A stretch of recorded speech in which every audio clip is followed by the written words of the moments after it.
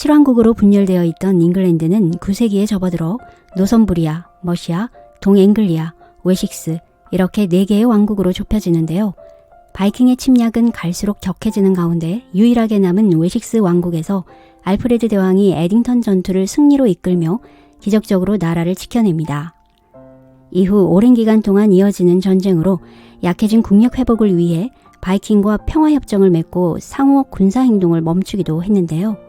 이는 일시적인 협정에 불과했죠. 갈수록 바이킹은 협정을 무시해버리고 다시 침략해오기 시작했습니다. 이때 다시 알프레드 대왕의 활약으로 잉글랜드가 바이킹의 식민지로 전락하는 상황을 막아낼 수 있었는데요. 만약 그가 없었다면 앵글로 색슨 문명은 소멸했을지도 모른다고 할 정도로 큰 평가를 받기도 했죠.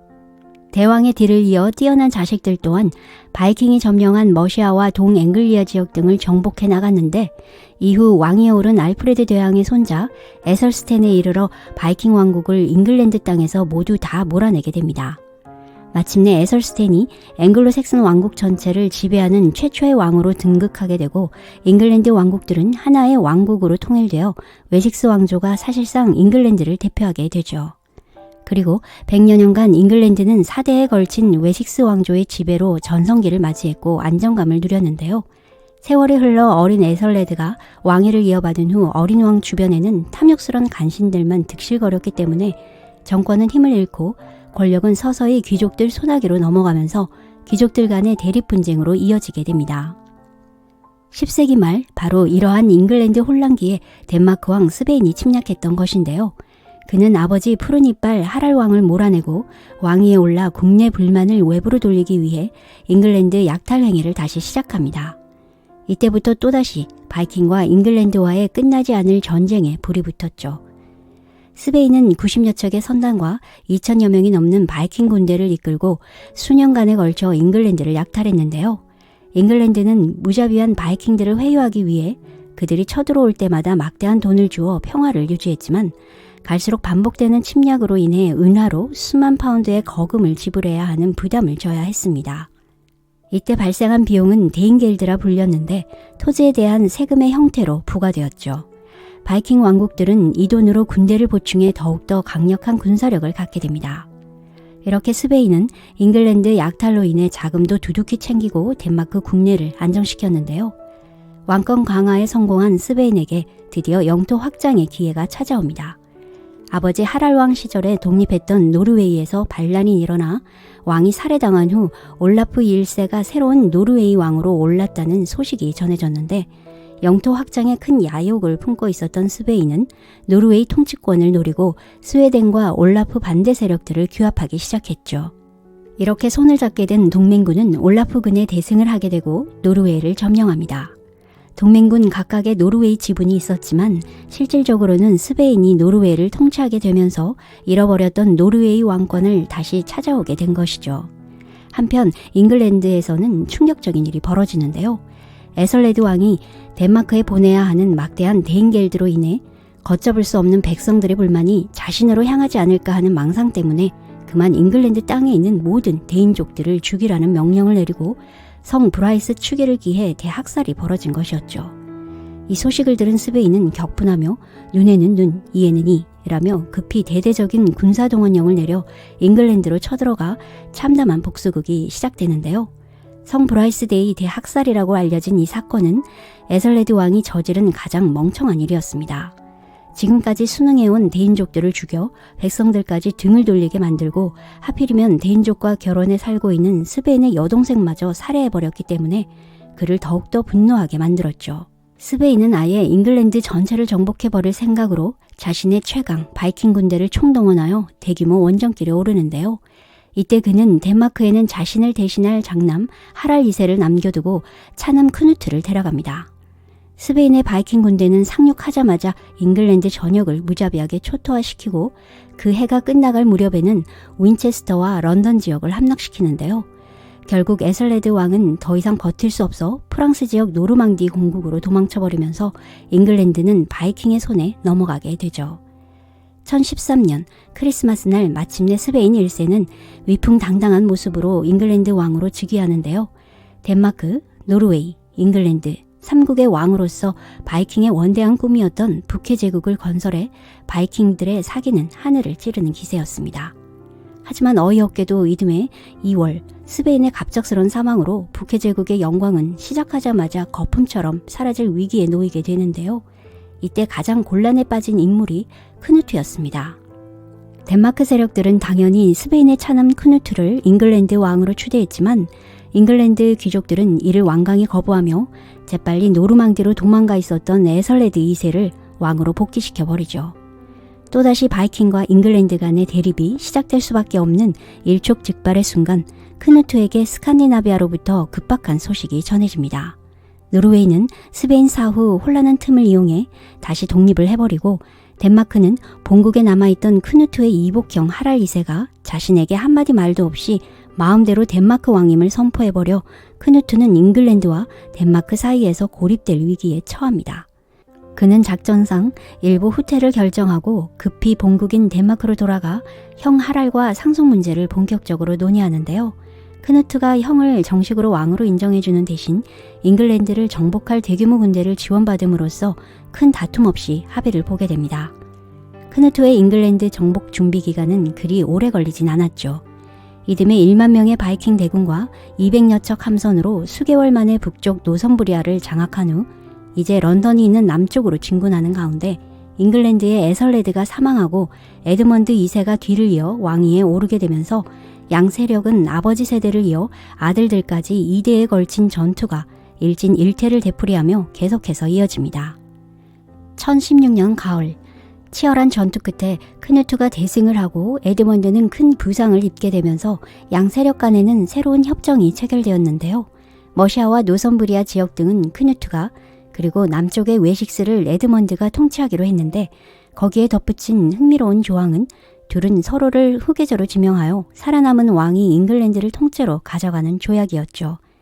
심한 부상을 입은 에드먼드에게는 조건 없는 항복이나 다를 바 없는 조약이었지만 최소 에드먼드가 추방당하지 않고 최선을 다해 나라를 방어했다라는 모양새로 체면은 살려준 협정이었습니다. 협정 체결 후 에드먼드가 재위 7개월 만에 의문의 죽음을 맞게 되면서 마침내 크누트는 자신의 뜻을 이루는 순간을 맞이하는데요. 만약 에드먼드를 처음부터 죽였다면 귀족들의 반발에 부딪힐 수도 있었지만 영리한 평화조약 덕분에 큰 반발 없이 크누트는 1017년 합법적으로 잉글랜드 전체를 다스리게 되는 최초의 바이킹 왕이 됩니다. 수백 년 동안 내려오던 앵글로 색슨 왕조를 대신해서 덴마크 바이킹, 이른바 데인 왕조가 탄생하고 운 좋게도 다음에 이복형 하랄 2세가 죽으면서 덴마크의 왕위도 동시에 잡게 되는데요.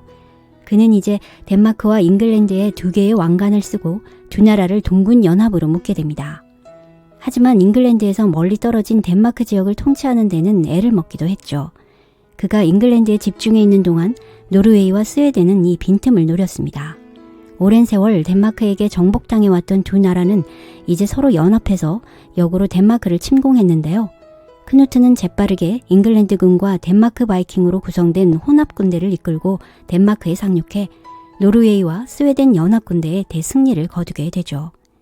1028년 이렇게 크누트는 잉글랜드를 넘어서 덴마크, 노르웨이, 그리고 스웨덴의 일부까지 손에 넣으며 할아버지 블루투스 하랄 왕과 아버지 스베인의 꿈인 북해를 앞마당으로 하는 거대한 북해 제국을 완성하며 바이킹 최고의 전성기를 맞이하는데요.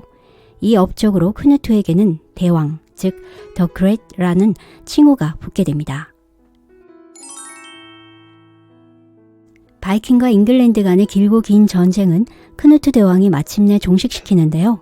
그는 20대 젊은 덴마크의 왕자이자 잉글랜드 왕인 동시에 정복자였습니다. 19년간 잉글랜드를 강권 통치하면서 초기 1년 정도는 자신에게 반항하는 귀족들을 무자비하게 탄압하고 빼앗은 토지를 덴마크 부하들에게 나눠주었는데요. 전국에 무거운 세금을 매겨 왕권을 유지하면서 재화의 대부분을 덴마크로 보내기도 합니다. 시간이 흘러 잉글랜드가 자신의 손에 완전히 들어왔다는 판단이 내려지자 강권 통치를 완화하고 포용 정책을 만들었죠. 잉글랜드인들에게도 땅을 배분해주며 관리로도 등용해 마침내 자신에게 충성을 바치게 해 그들을 수하로 만들어갑니다. 이제 크누트는 정복자에서 그치지 않고 잉글랜드를 통치하는 진정한 왕이길 염원했죠. 효율적인 통치를 위해 행정구역을 4개 지역으로 나누어 중심지 웨식스는 크누트가 통치를 하고 나머지 3곳은 백장령으로 만들어 그가 임명한 측근들이 통치했습니다. 크누트는 자신의 정통성을 강화하기 위해 죽은 에설레드 2세의 미망인 노르망디의 엠마와 결혼하여 잉글랜드 사람들의 환심을 사기도 했죠. 그리고 죽은 에설레드 왕과 엠마 왕비 사이에서 태어난 아이들은 노르망디에서 사는 조건으로 살려주었는데 살아남은 아이 중에는 훗날 잉글랜드 왕위를 다시 회복하는 참외왕 에드워드도 포함되어 있었습니다. 크누트는 자신뿐 아니라 귀족계층부터 일반 백성들까지 대인족과 앵글로색슨족 간의 혼인을 적극 장려했는데요. 이러한 융화 정책으로 덴마크 혈족이 잉글랜드 본토에서 갈수록 많은 비중을 차지하게 되죠. 군사적으로도 혹시 일어날지 모르는 반란에 대비해 2000여 명의 친위대 성격을 지닌 하우스칼이라는 바이킹 상비군을 창설해 중앙 집권적 통치력을 강화합니다. 또한 전투선을 만들어 해군력을 높여 자신이 직접 전함을 이끌고 왕성히 활동했던 해적들을 토벌했는데요. 그의 통치기 동안은 잉글랜드를 비롯한 북해 제국이 큰 번영을 누렸다고 합니다. 이렇게 스칸디나비아로부터 침략해오는 바이킹들의 약탈 경로가 무역로로 탈바꿈되면서 북해와 발트해 바닷길이 안정을 되찾아 잉글랜드, 아일랜드, 노르망디, 스칸디나비아 지역 등의 무역이 활발해졌는데요. 북해 권역에서의 무역 활성화는 그의 안정된 통치력을 상징하는 것이라고 평가받고 있죠. 또 그는 기독교 문명 국가의 왕으로서 인정받기 위해 잉글랜드 내 대주교들과의 친밀한 관계를 유지하도록 수도원 건립과 기독교도들에 대한 후원을 아끼지 않았는데요. 이에 대한 보답으로 대주교는 그의 개혁 정책에 지지를 표명하기도 했고 로마 교황은 새로운 신성 로마 제국 황제의 대관식에 참석하라며 크누트를 초대했는데요. 황제와 교황을 아련한 그의 위상은 더욱더 높아집니다. 블루투스나 스베인이 일부 정치적인 이유로 기독교로 개종한 것과는 달리 그는 순수하게 기독교 문명국 군주로서 인정받기 위한 끈질긴 노력으로 야만인에서 가장 기독교인다운 왕으로 변신했다는 평가를 받게 되죠. 그러나 영원할 것만 같았던 그의 북해 제국은 그리 오래 가지 못합니다. 사실 잉글랜드를 정복했을 때 크누트는 이미 덴마크에 왕비가 있었지만 미망인 엠마와 결혼한 이후 그녀만을 합법적인 왕으로 인정했고 그녀와의 사이에서 태어난 아들 하르다 크누트를 왕위 계승권자라고 선포해버립니다. 이로 인해 덴마크에 있던 첫 번째 왕비 엘프지프의 아들들은 모두 서자로 격화되어 버리면서 후계자 분쟁의 큰 불씨가 되어버리죠. 1035년 40대의 젊은 나이로 크누트 대왕이 생을 마감하고 북해 제국은 순식간에 붕괴되어 버리는데요. 이후 북해 제국을 꿈꾸는 영웅들은 더 이상 나타나지 않았고 바이킹의 최고 전성기는 아들들의 후계자 분쟁으로 급격하게 기울어져 결국 잉글랜드의 대인 왕조도 30년도 채 안 돼 막을 내리게 됩니다. 크누트는 북유럽을 통일시키기 위한 노력과 더불어 신앙심을 높게 평가받기도 하는데요.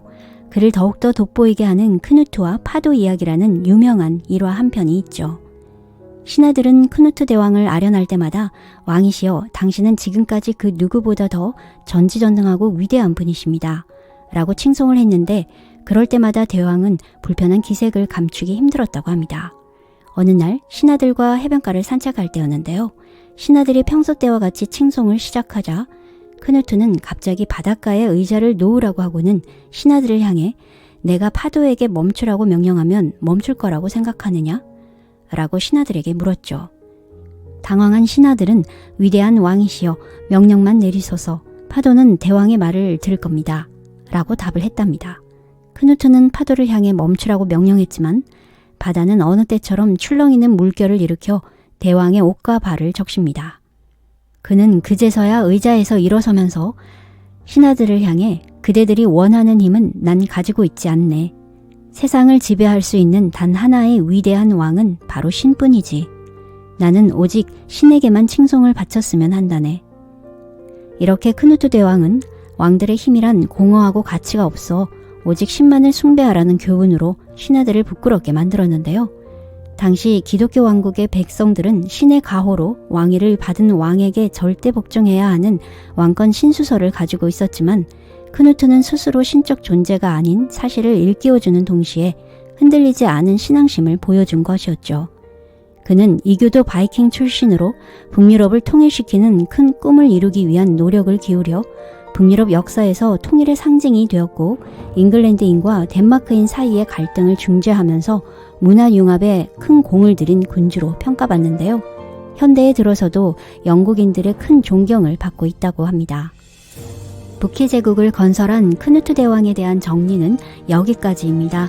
흥미로우셨다면 좋아요 부탁드립니다. 끝까지 시청해주셔서 감사합니다.